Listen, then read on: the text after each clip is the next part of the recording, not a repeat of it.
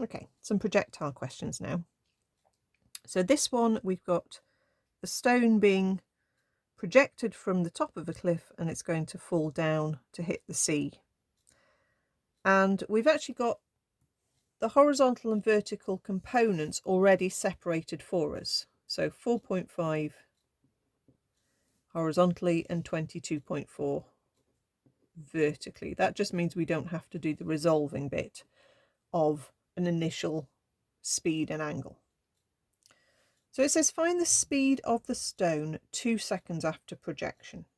Okay, so let's list what we know in our two columns.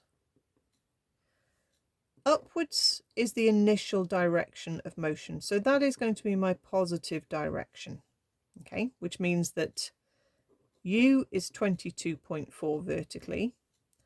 Acceleration is going to be trying to pull it back down to the ground, so that's minus 9.8. We've got a time of 2, and we're trying to find something to do with the velocity, so we'll work out the v. Okay, so we're not bothered about where it is, so I don't need the s.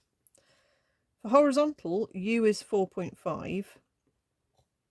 A is 0. Okay, that's the thing with projectiles. The only thing making any acceleration on the object is in the vertical direction. There is no acceleration at all horizontally. Once you've set it going, that's it horizontally. So actually the v does not change horizontally. It is still 4.5 because it's not speeding up or slowing down. But we need to work out the v on the vertical list.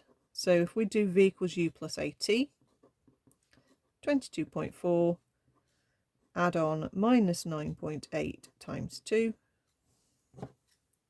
If it comes out negative, it just means it's on its way back down. So don't panic if you get v's as negative numbers. 22.4, add on negative 9.8 times 2. Okay, so that gives me 2.8. So we're actually still on our way up. Okay, it's going to take quite a lot of time to actually land, because the first 2 seconds we're still on our way up. So we've got to do a little bit more on this question than just work out this 2.8. We've got to say that if we're going at 2.8 vertically and we're going at 4.5 horizontally, we've got to do the Pythagoras bit to work out the diagonal of this triangle, because that's the overall speed.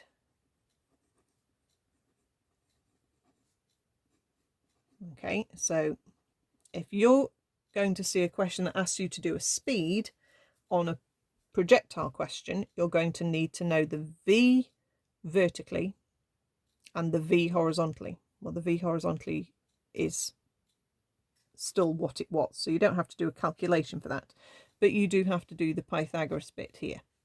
So we can say that the speed is 2.8 squared plus 4.5 squared square rooted. If it asks you for the direction, you'd do a little bit of trig on that triangle and work out its direction as well. This one didn't actually ask for that. So 2.8 squared plus 4.5 squared, square root that, and we get quite a nice number in the end, 5.3. So there's our overall speed of our stone 2 seconds after projection.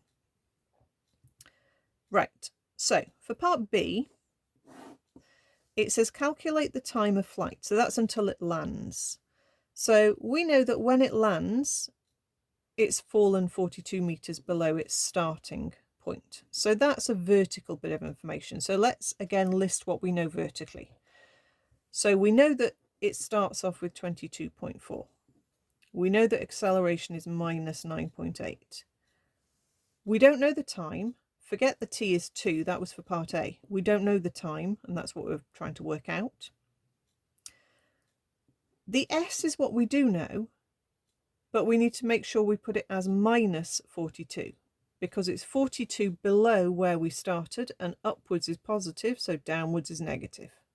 If you put positive 42, you'd be working how long it took to go 42 upwards, okay, which it may not even reach that.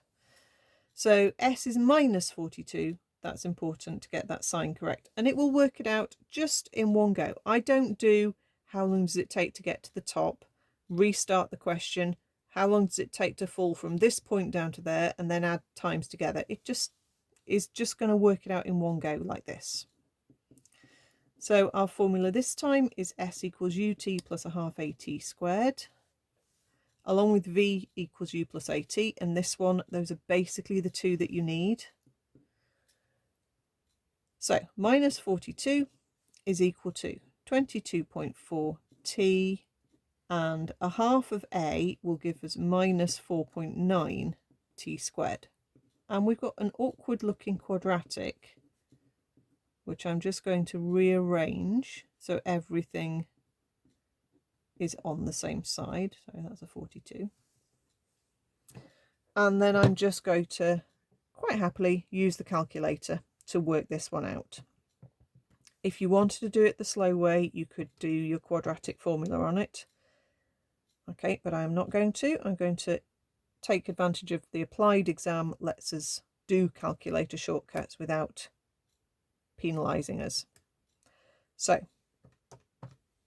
go into your equation setting, choose your polynomial mode, go into the quadratic and type in your coefficients. And we get t is 6, and the other solution is t is minus 10/7. So obviously that's not going to make any sense for our question. That's like if you extended that symmetrically, but that's not going to take any notice of that answer. So t is 6, and that's done. Okay. And then we have to determine the distance of B from the foot of the cliff. So now this is the horizontal distance we're looking for. So let's list what we know horizontally. So remember that U was 4.5 and A was 0. We now know that T is 6 when it lands, so we can use T is 6 here. And we can find S. So if we do S equals ut plus a half at squared, A being 0 knocks that term out. So we just get S is U times T. 4.5 times 6.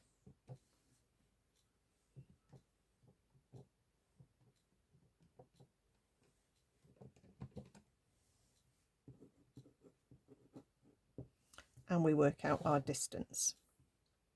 Okay, so that one showed you quite a few of the different things that you would need to do with the projectiles question.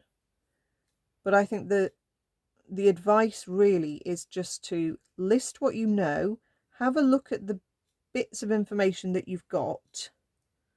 Okay, this one didn't have like v equals 0 at the top of the flight. We just went past that point.